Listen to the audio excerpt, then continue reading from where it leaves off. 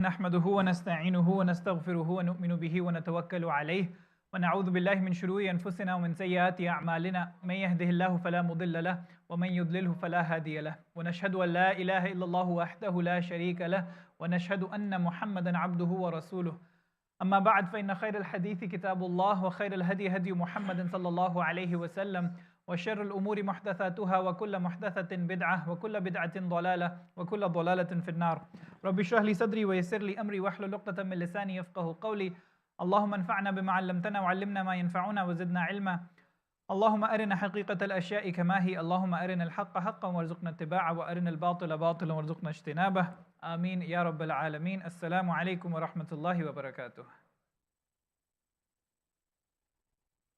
Last Sunday we started off with Surah Yousaf. Brief recap, Surah Yousaf was revealed in the 10th year of prophethood, the Amul Huzn, the greatest, most difficult year on the Prophet ﷺ with the death of his wife Khadija radiallahu ta'ala anha and his uncle, and the animosity and the atrocities that the Quraysh were hurling against Rasulullah ﷺ and the Sahaba radiallahu ta'ala anhum were at their worst.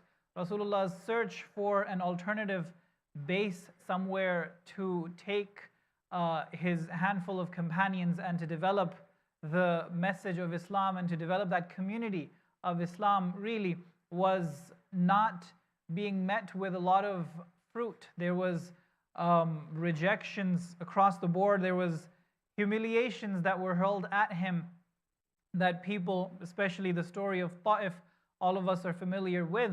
And so it is in this year that with all the other reassurances that Rasulullah sallallahu alaihi wasallam gets, a reassurance comes in the form of Surah Yousaf.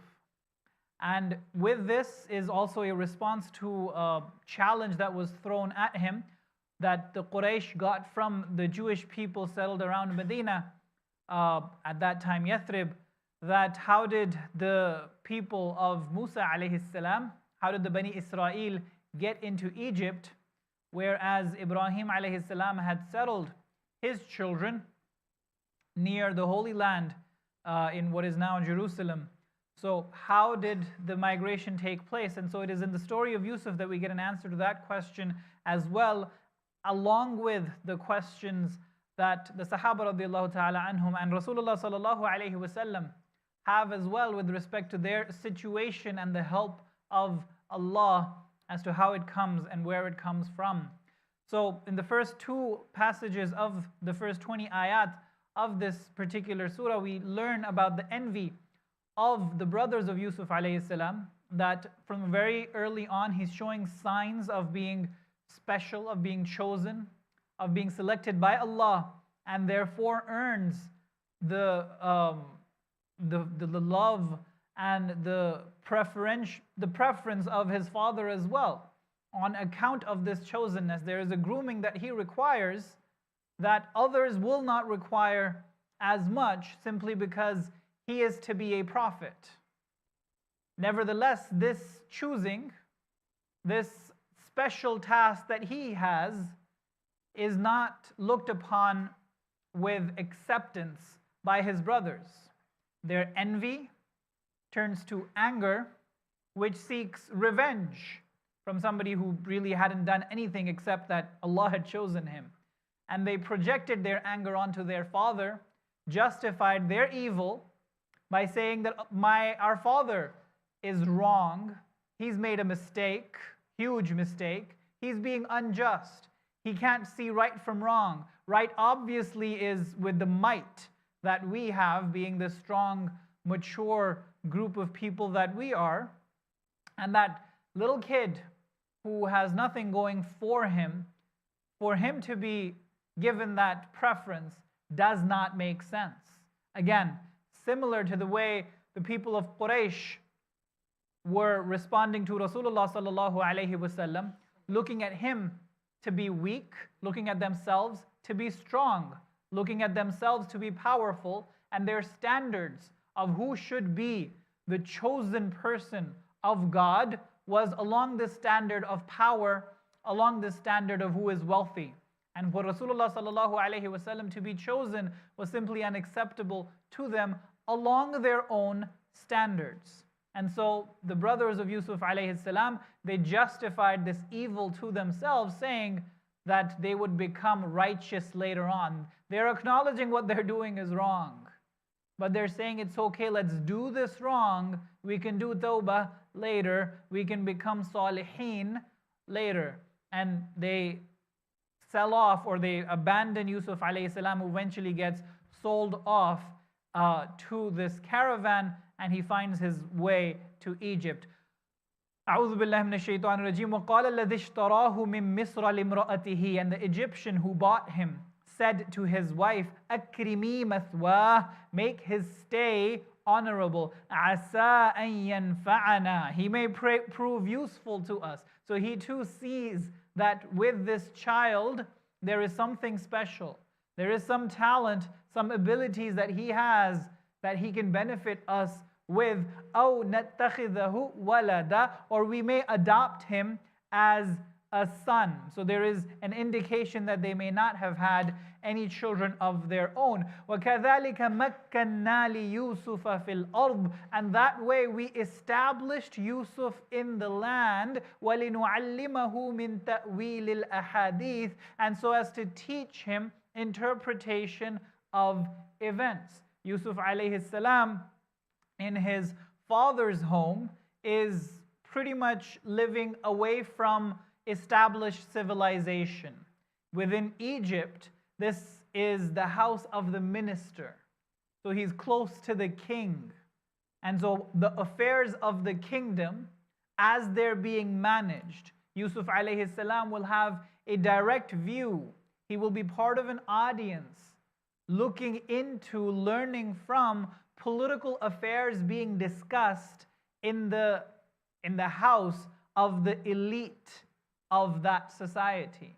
And what possibilities that opens up for him, whatever prophetic mandate Allah has for him, what he is to do for his people, and not just his people, for humanity at large, requires for him to be in that environment, to get that education, so to speak, to be exposed to all of what is going to go on in the house of the minister. Again, the way all of this came about is a result of a lot of suffering for Yusuf alayhi salam.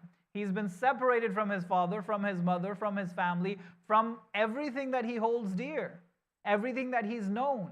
He's in a completely strange land, in the house of these weird people, really, to him. You can imagine the cultural shock for him. He comes from a very simple background, the household of a prophet. Here now he's living with the elite. He's in their household. وَلِنُعَلِّمَهُ مِن تَأْوِيلِ الْأَحَادِيثِ وَاللَّهُ غَالِبٌ عَلَىٰ أَمْرِهِ, and Allah was in full control of His matters. That is something that we forget in the midst of our suffering, in the midst of our grief, in the midst of the depression, the anxiety. It becomes so overwhelming that our vision becomes very narrow. All we're able to see in our pain is our pain. Our time sense also becomes very narrow. It begins from where the suffering began, and it is lost within that suffering. It sees the world through that suffering. And when that happens, all we see is negativity. And what we forget, when our vision narrows, when our time sense narrows, when we're so overwhelmed in the cloud of our own pain, when you're overwhelmed, when you're inside of a cloud, what can you see other than what's cloudy? Nothing beyond that. And that's what pain does. And so what does that push back? What recedes into the background, what do we forget, is that Allah is still in control. Wallahu ghalibun ala amrih. That Allah was in full control over His matters. Again, Rasulullah sallallahu alayhi wa sallam, Sahaba radiallahu ta'ala anhum, whatever the Quraysh are subjecting them to, all that torture, for them to remember at all times, Wallahu ghalibun ala amrihi. That all of what is going on, it is not that Allah has abandoned you. It is not that this is going on without Allah's knowledge, without Him watching, without Him hearing. That what makes Him God, what makes Him the ultimate, is that even from the most vile of situations, the most evil of circumstances, the most painful of circumstances, He has the power, the qudra to bring khair out of that. So the shaitan plotted with the brothers of Yusuf alayhi salam. They plotted between themselves.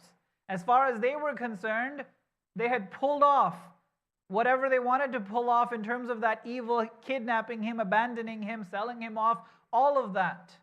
But Allah's plan overwhelms all plans. Whatever the shayateen plan, Allah has His own plan. It is from the plotting and planning of the shayateen that Allah brings out the greatest inspiration, the greatest rescuing, as we will see as the surah unfolds, not just of the people of Egypt, but of the people surrounding Egypt. Not just the people in that time, but people generations later to come.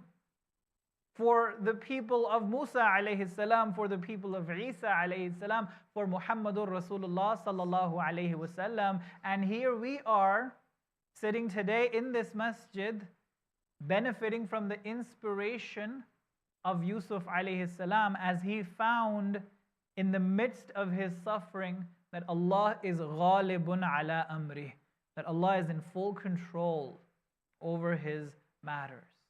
He did not become short-sighted. He was able to see the bigger picture.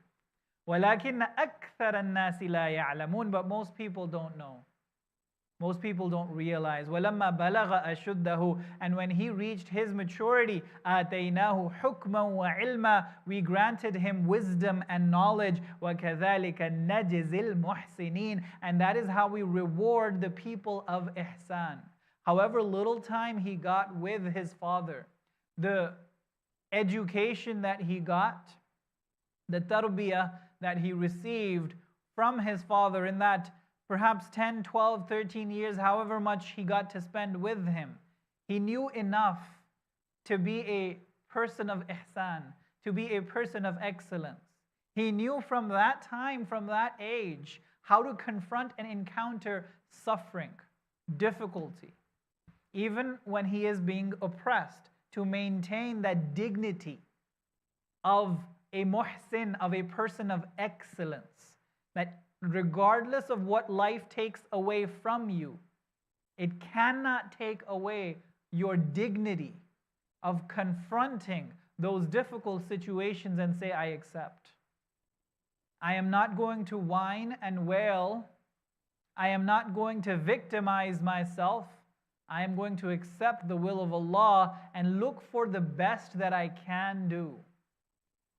Make the best of a very difficult situation. وَرَاوَدَتْهُ الَّتِي هُوَ فِي بَيْتِهَا عَنْ نَفْسِهِ. The lady of the house in which he lived sought to seduce him. وَغَلَّقَتِ الْأَبْوَابِ. And she bolted the doors. وَقَالَتْ. And said, hey talak, come on. قَالَ مَعَاذَ اللَّهِ. Yousaf alayhi salam responded, refuge of Allah. So she's a woman in power. She is a woman. Yousaf alayhi salam is a young man. There is nobody there. Whether you talk about biological impulse, you talk about psychological impulse, you talk about the social dynamic, every single thing is compelling Yousaf alayhi salam to commit the act. Nobody would find out. Nothing would go wrong for you. In fact, you would be saved from a possible punishment that this woman in power can possibly hurl against you if you defy her. As far as any young man would be concerned, the equation was pretty simple. It's, for a lot of people, a dream come true. But for Yousaf alayhi salam, he defies the biological, the psychological, and the social, and he takes a spiritual stand. That's his hikmah that Allah has given him. That's his ihsan that he's manifesting. And even in that situation, The most noble of nobility, Yousaf alayhi salam, we spoke about last time. Rasulullah sallallahu alayhi wasallam said that Yousaf was the most noble. His father was a prophet, his grandfather was a prophet, his great-grandfather was a prophet. That's as noble as it gets.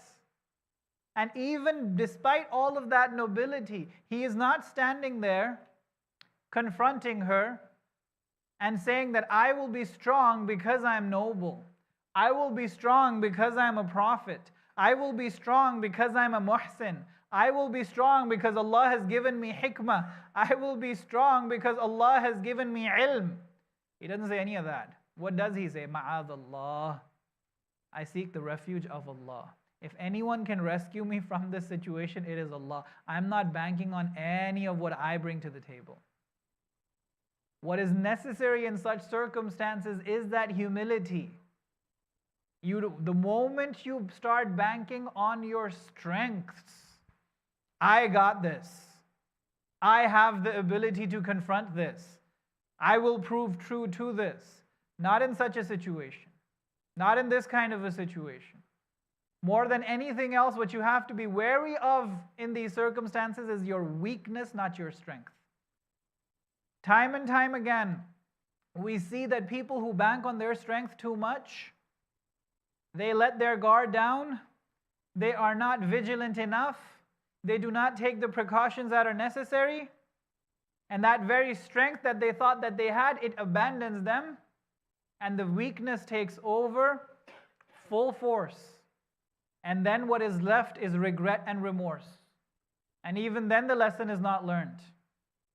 Even then they repeat to themselves, oh no, next time we're going to be strong. And the precautions are not taken. All of the doors that lead to the sin, those doors are considered to be benign. There's no harm here.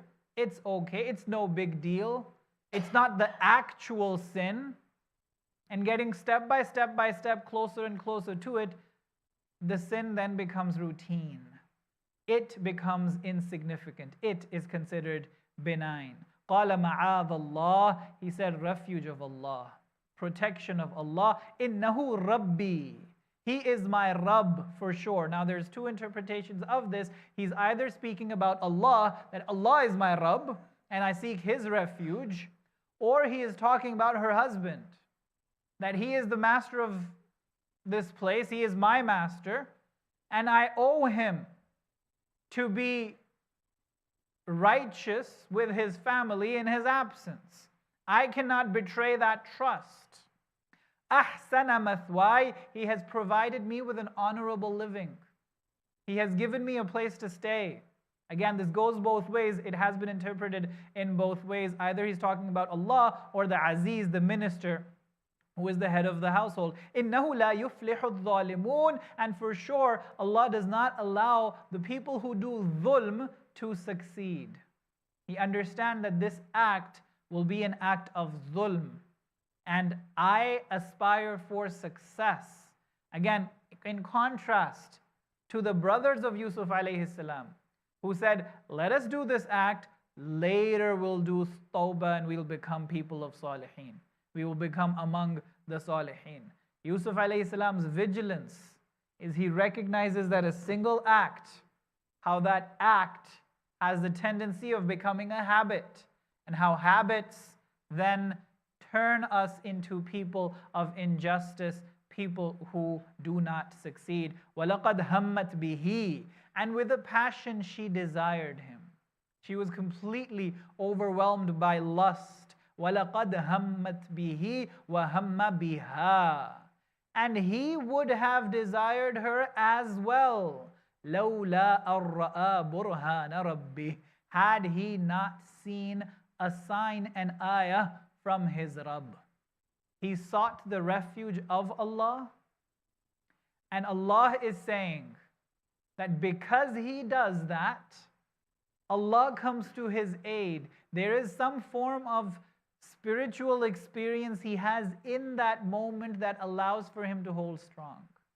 Otherwise, Allah is saying, despite being a prophet, the son of a prophet, the grandson of a prophet, the great-grandson of a prophet, being a prophet himself, he would have been vulnerable.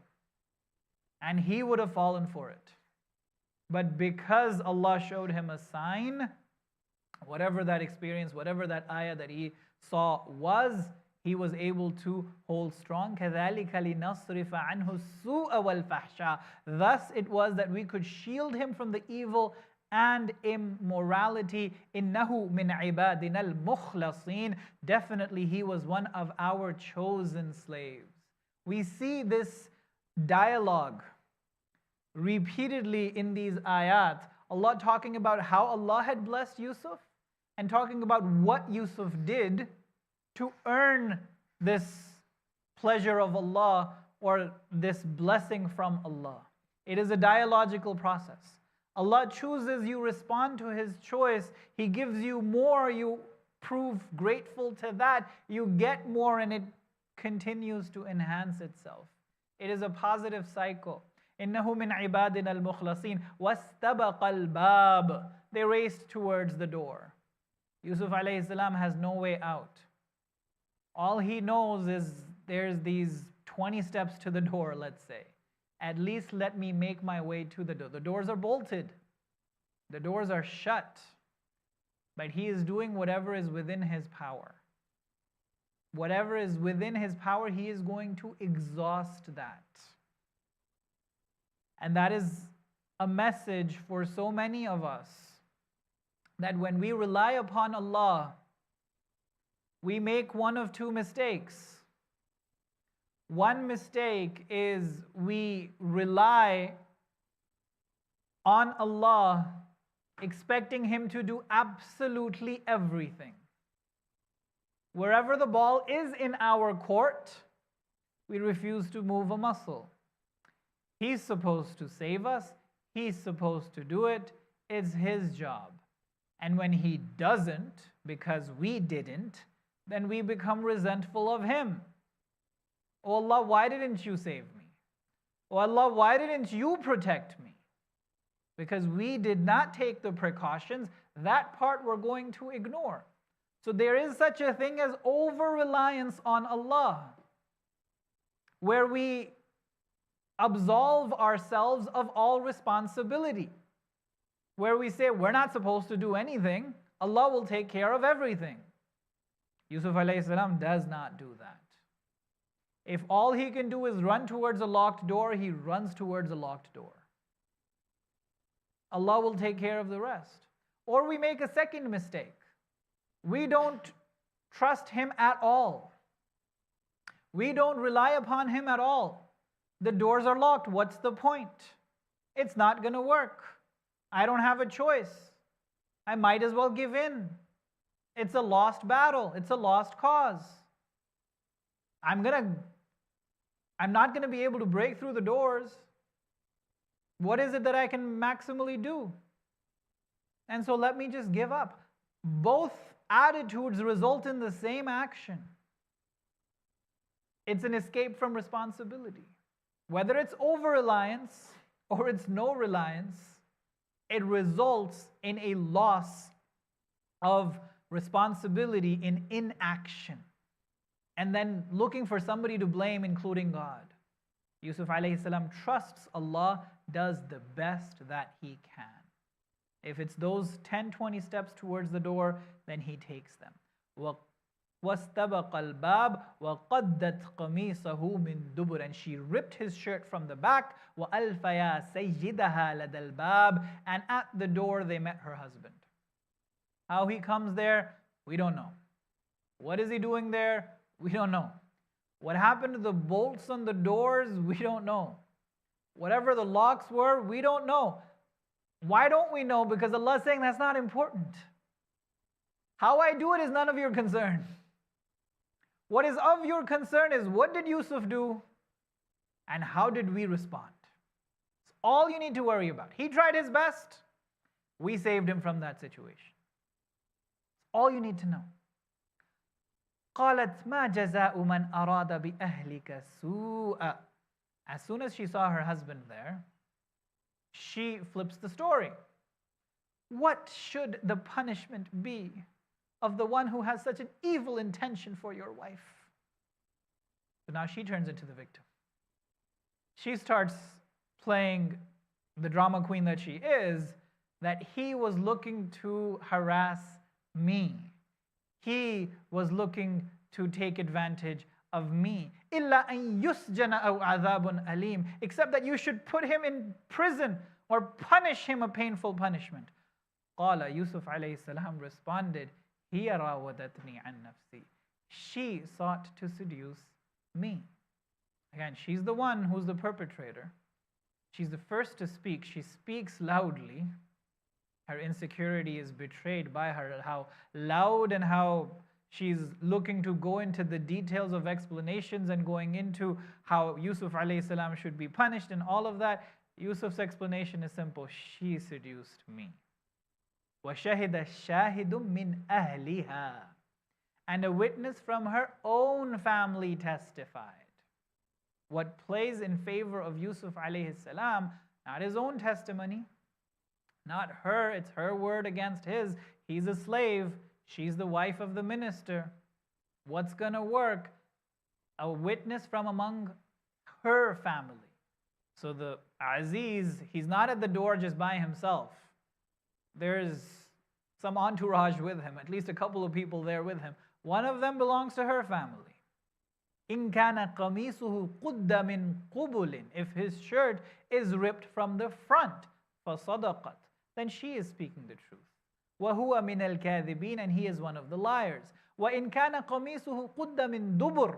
But if the shirt is ripped from behind, فَكَذَبَتْ, then she is lying. وَهُوَ مِنَ الصَّادِقِينَ, and he is the one speaking the truth. فَلَمَّا رَأَى قَمِيصَهُ قُدَّ مِن دُبُرٍ. Thus, when her husband found that Yusuf's shirt has been ripped from behind, قَالَ إِنَّهُ مِن كَيْدِكُنَّ. He said, this is definitely of one of you women's tricks.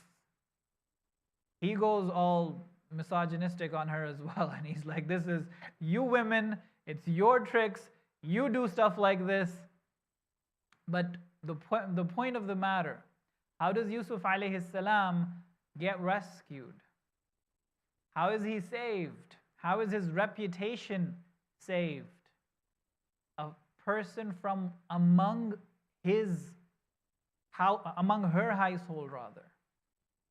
He testifies against her. There is a person of justice that is there from among a rather immoral people. Again, something that we can relate to so much more now than before. As far as the cause of Palestine is concerned, as far as the people of Gaza and their plight is concerned, yes, Muslims are raising their voice. Yes, Muslims are doing whatever it is that they can. We probably can do more. But what is speaking more in favor of the people of Gaza is not that the Muslims are speaking for Gaza, but that Norman Finkelstein is speaking for Gaza. But that there are so many journalists who are going against the newspapers or the news channels that they work for. And they speak in favor of justice. That South Africa takes the issue to the court of justice. That for us to realize that there is goodness, there is justice, there is a sense of justice outside of us as well that we have to respect, that we have to honor, that we have to support and be supported by.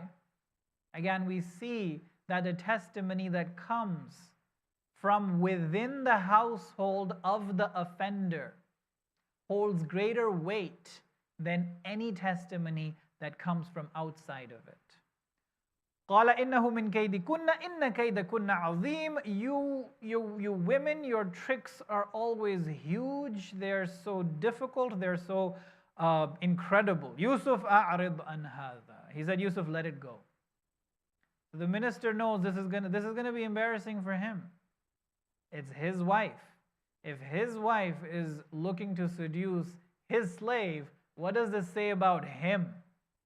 He doesn't want the bad press. So he wants to hush it up. He tells Yousaf, let it go. وَاسْتَغْفِرِي لِي ذَنْبِكَ. And he turns to her and says, you need to seek forgiveness for your sin. إِنَّكِ كُنْتِ مِنَ الْخَاطِئِينَ. You were the one at fault. وَقَالَ نِسْوَةٌ فِي الْمَدِينَةِ. And the women of the town started talking, started gossiping. إِمْرَأَةُ الْعَزِيزِ تُرَاوِدُ فَتَاهَا عَنْ نَفْسِهِ.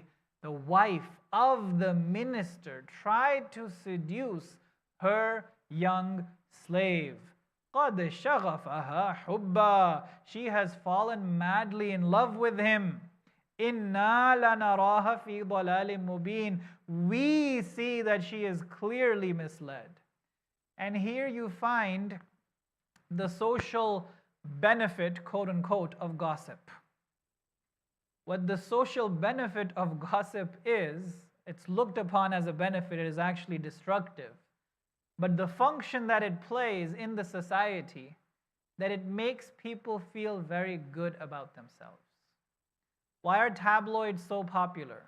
Why is celebrity news such a $1 million industry now, $1 billion industry perhaps? Why are people so keen on following what happened between Johnny Depp and whoever his ex was? I don't remember her name. Why does that become such an obsession that people spend hours and hours and hours on YouTube watching videos and on social media following, he said this, then she said this, and then she did this, and oh my God, he did this. Oh, how could they? Oh, look at how vile people can be. Because in doing all of that, oh, that submarine crashed. Ooh, so many people died. Ooh, look at these rich people and how they spend their money and how they waste their time, going on and on and on and on, hours upon hours, days and weeks that are invested in this gossip. Why? Because somebody else's sin makes us look good.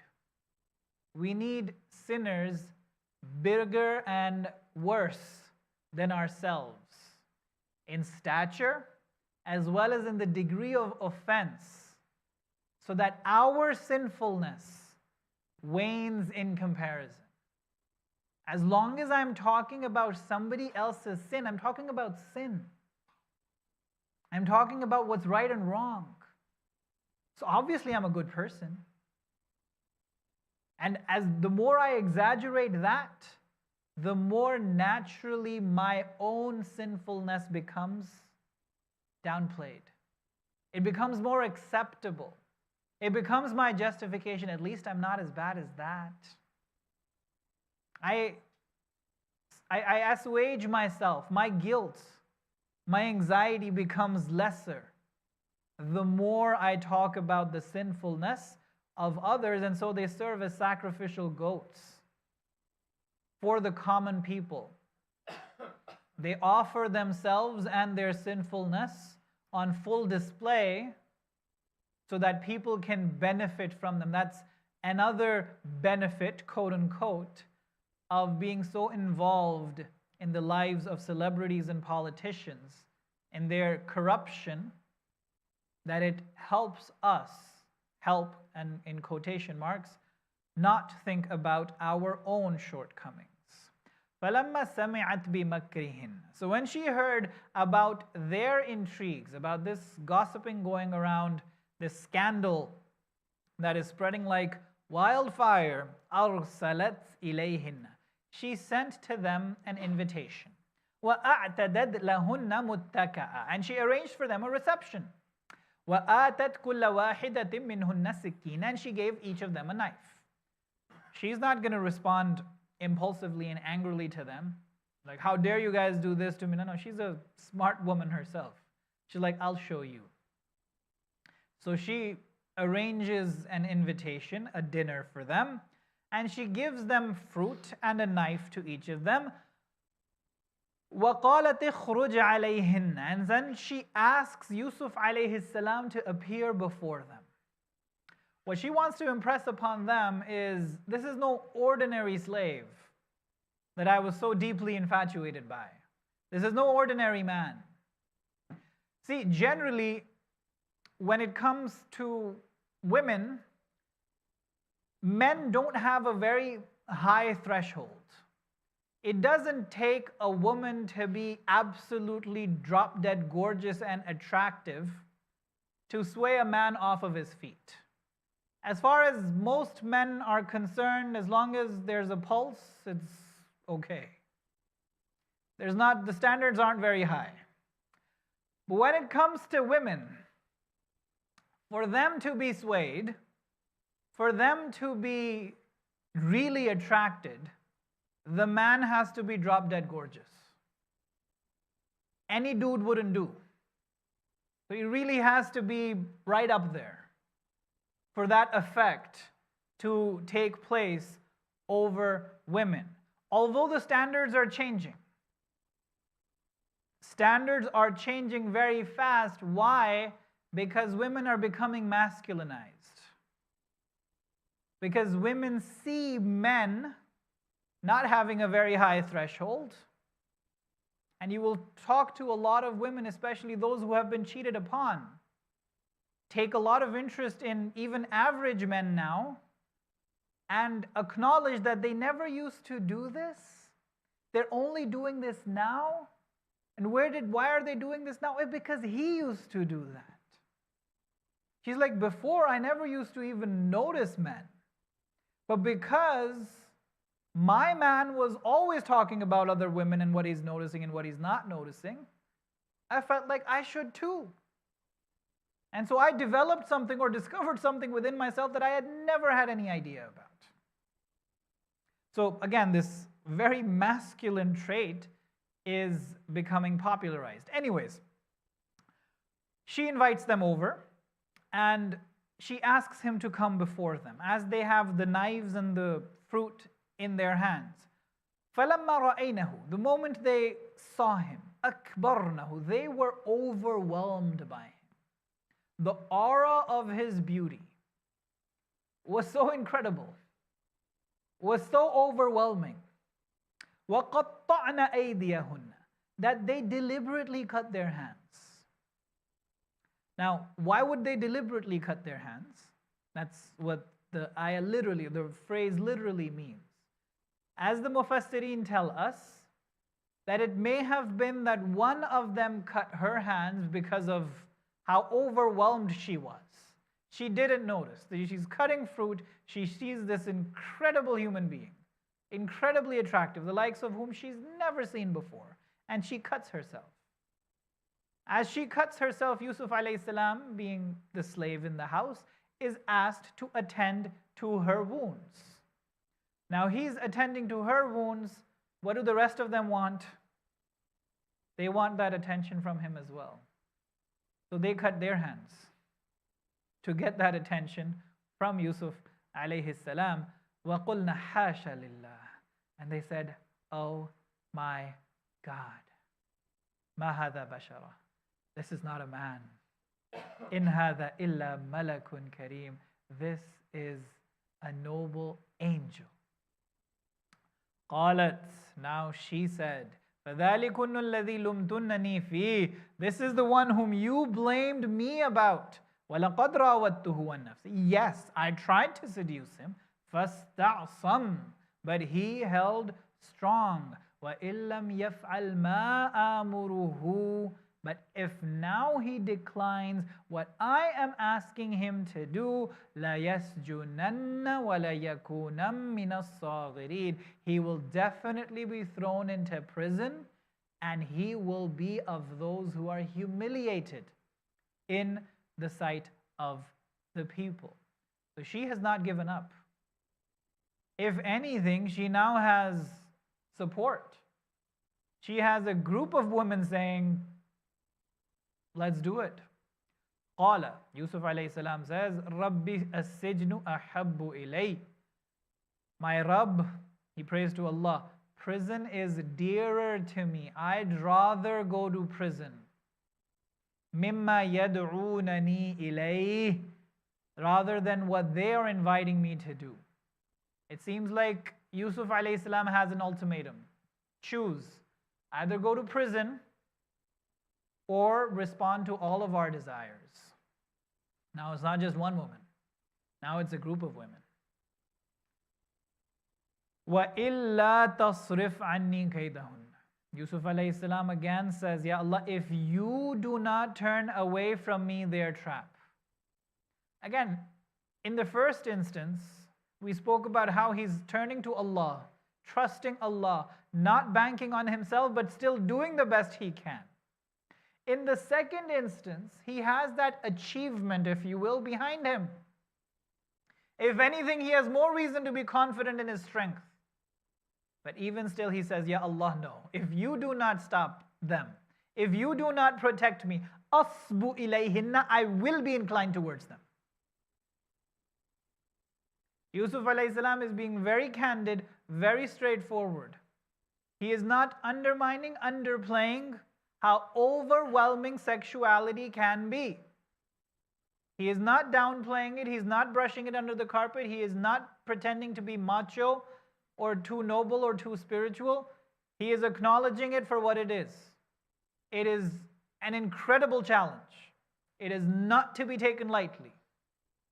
It is to be guarded against with every precaution that you can possibly imagine.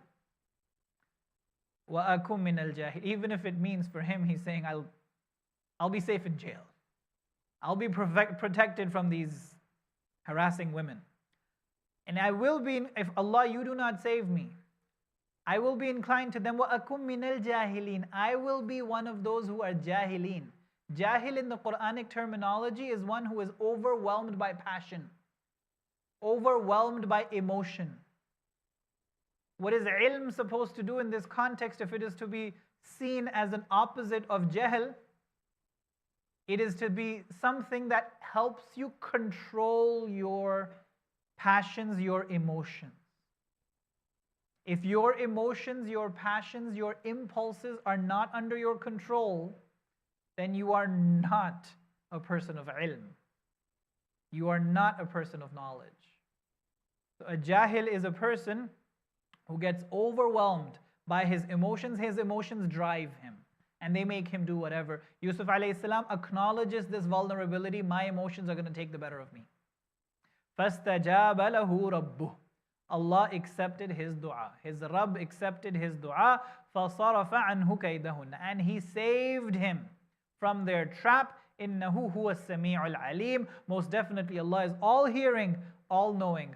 ثُمَّ بَدَا لَهُم مِّن بَعْدِ مَا رَأَوْا الْآيَاتِ. Even after seeing all the signs, it seemed to them appropriate لَيَسْجُنَنَّهُ حَتَّى حِينٍ, that they must imprison him for some time, that he must imprison him. The minister decided again.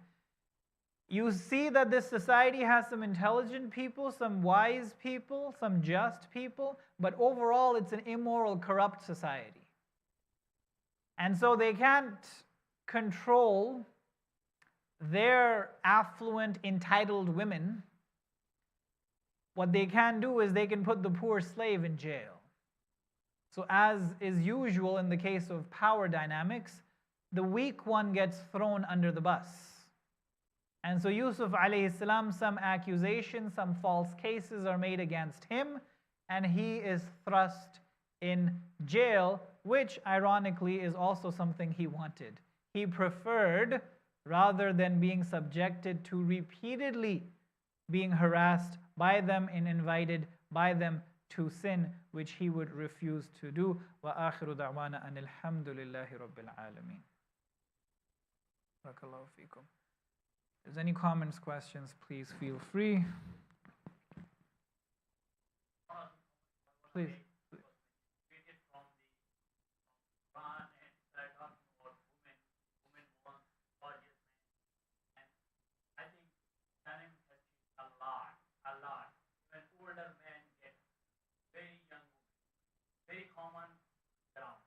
So a lot of other factors are involved, Mm-hmm. and I use the word which is not the word gorgeosity. It's not really there. Can you provide how when I Yeah. go to bed, a lot of other things come into picture. For sure. That is kind of thought. Just one comment. That makes complete sense. there are multiple factors now. We live in a hypersexualized society where the culture has become developed in a certain way. Please. So it's not quite clear at what point he's, I mean, it is clear that he is getting intuitions and true dreams from the very beginning. But at what point he becomes a Nabi, at what point it becomes apparent to him, at least from the surah, we cannot judge as of yet. It's quite clear that in jail that's the case. When he's in jail, that is definitely the case. But here he is a muwahhid. He believes in Allah. He is on the religion of Ibrahim alayhi salam. Has his prophethood as such begun? At least these ayat don't make it clear. He is getting intuitions though.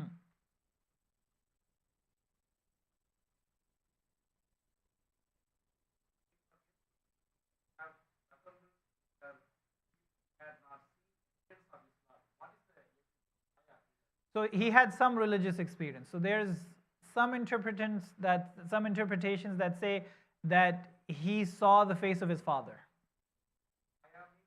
It's a sign. Yeah, it's a sign. He saw something. He had some form of religious experience. So in the Quran, the word ayah means a sign. The Quranic ayat are signs.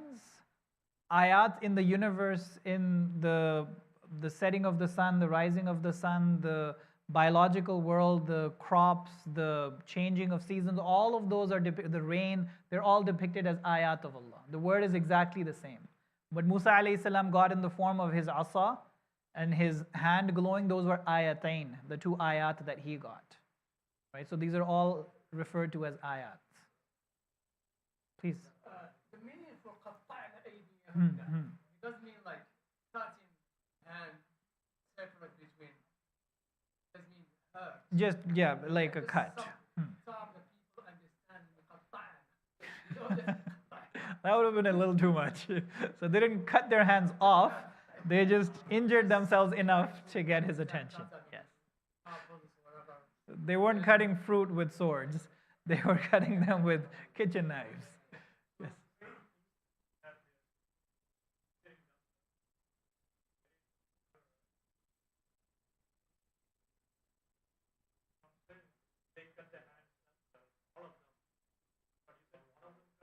So because the word means not accidentally cut, but there is some form of willfulness there. There's some deliberate cutting that is read into that the word qatta'na actually means.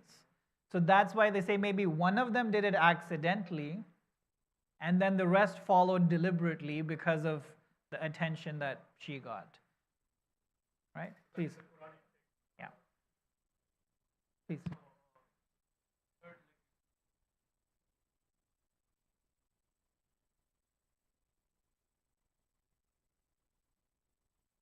So it is, I mean, there are narrations and understandings to the effect that Prophet ﷺ was even more beautiful.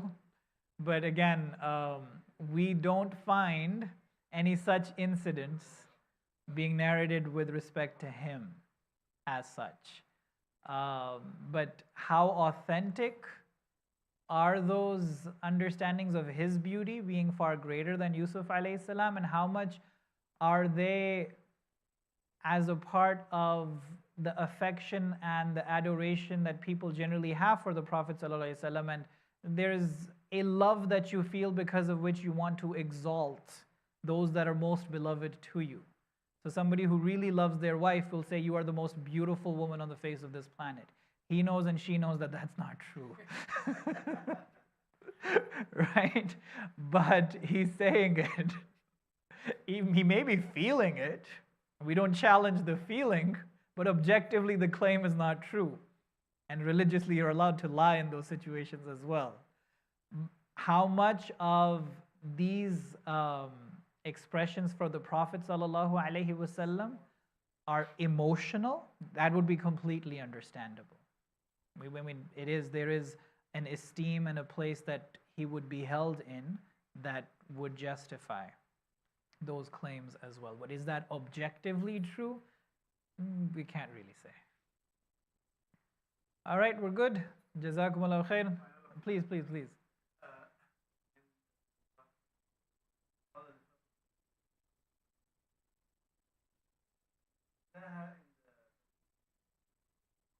Mhm.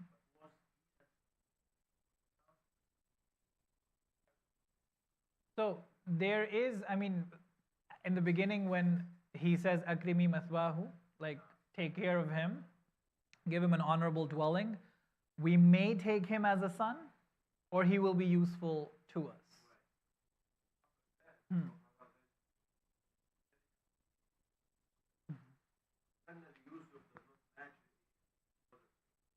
So what we can read from that Makkanna li Yousaf, he wasn't given authority as such, but in the very least he was put in a position where he could learn, because later on he's to be an Aziz himself. But and in order to perform that duty, there is that prophetic knowledge that he brings, that prophetic dimension, but there's also a know-how of the worldly affairs.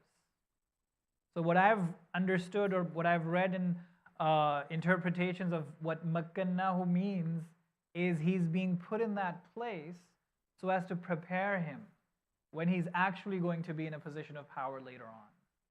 So he's getting that education.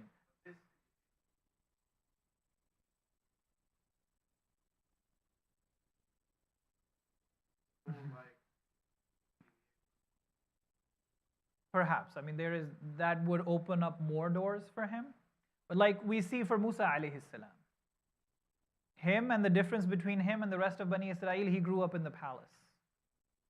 So what he knows and how he's not colonized the way Bani Israel were colonized, he comes from a more liberated mindset. Because he not only lived in the palace, he was like an adopted son in that sense. So yeah, it makes sense. Barakallahu feekum. Subhanakallahumma wa bihamdika nashhadu an la ilaha illa anta nastaghfiruka wa natubu ilayk. Assalamu alaikum wa rahmatullahi wa barakatuh.